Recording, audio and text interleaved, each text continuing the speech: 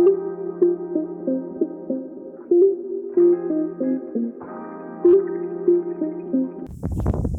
everybody, welcome to another in share on this channel.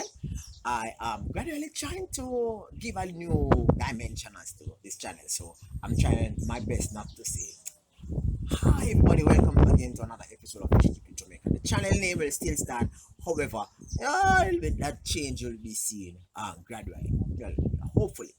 Alright, so today's video we're talking about yeast, feeding your fish yeast, and we are doing practically doing a comparative analysis. What I say, I take my back a scratch.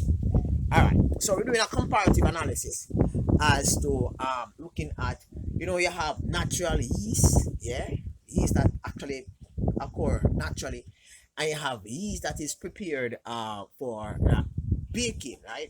Like baker's yeast, right? Is there a difference between baker's yeast and natural yeast? All right. So let's look at baker's yeast first. Now baker's yeast. Now baker's yeast I use as an ingredient for, let's say, bake products. Yeah, bake products, right? It goes through a process. A lot of additives are added to it. It's totally different from the yeast that actually occur from food cuttings. Food cuttings in the bin or on the tree or wherever it is at. All right. Now, if you feed your fish baker's yeast, by the way, baker's yeast looks something like this, in which you're going to be seeing just about now, right? Baker's yeast is it's powdery. I would say it's a little bit more rougher than, well, it's soft, but it looks a little bit more rougher than flour, but it's soft like flour, right? So it's easily squishable. Squishable, like squish, if there's such a word, like squishable. All right. So if you should feed your aquarium fish baker's yeast, what will happen is that one, the water will look cloudy. Two, if the fish do consume it, the fish will not be able to digest it. Um, Also, the fish will become lethargic, doesn't want to swim, not active. The fish will not want to consume its normal food. Over time, it will get bloated, and eventually, the fish will die, right? Okay, so you're advised not to feed your fish baker's yeast. No, baker's yeast is used as an ingredient for, let's say that you're culturing certain live fish food. You will actually use it as an ingredient. For example, I was doing some banana worm culture the other day. I used baker's yeast. Also, I did some fruit fly um um culture, but I actually use the one that actually can fly, right? Because it's wild fruit flies I use, right? And the flightless one is like specially designed for the purpose in which feeding your fish live food, right? But that's not really like available in Jamaica. So, alright, so you can use baker's yeast to actually place in your culture, let's say for microworms, banana worms, fruit fly culture, cultures like that, in which you're gonna end up getting some live organism movements, right? Alright, so um that's baker's yeast for you, right?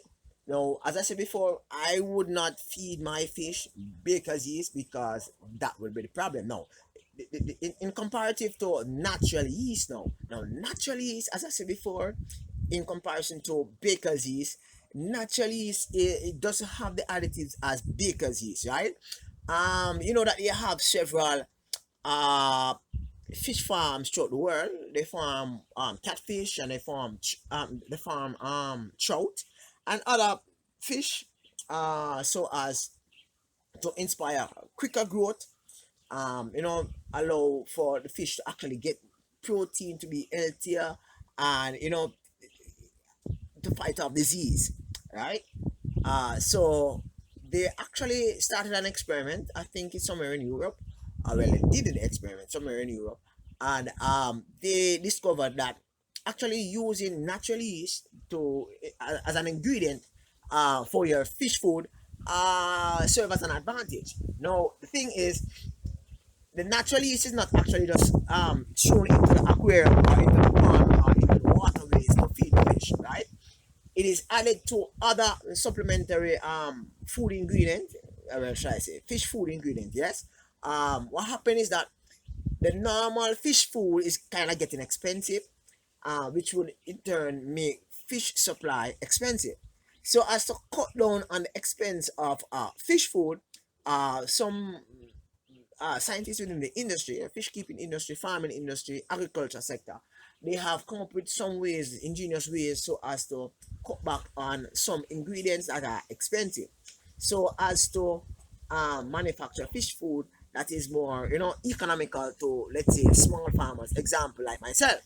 So they have actually included natural yeast in that ingredient, along with some vegetables, along with aspects of green water, algae, plankton, and some other items in which I can't pronounce the name in scientific terms. They actually placed them together, mixed them together, and they found that all that concoction, all that mixture actually inspire quick growth, more protein, decreasing disease, healthier fish, and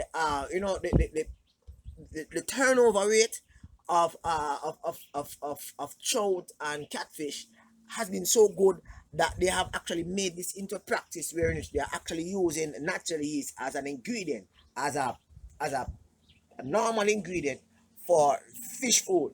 So in comparison to let's say baker's yeast, it's a total different mixture.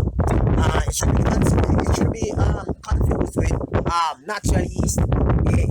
It's totally different. I hope that this comparative analysis, if you call it so, is of, you understand what I'm saying. Cut costs. We're trying to cut costs in production, and in cutting costs in production, you find that persons are using substitute ingredients so as to manufacture what they normally use, what they normally, yeah, to manufacture different aspect of food production, whether it for fish or for humans, right? So this is it for fish keeping Jamaica. I hope that this video was of value to you. I don't have natural yeast where I'm at, because yeast is practically more available, right? So I think I'll continue to culture live fish food, and hopefully one day I'll be able to make some homemade fish food using natural yeast. This is really it for another episode of Fish Keeping Jamaica. Thank you very much for stopping by. I appreciate your visit. Peace out.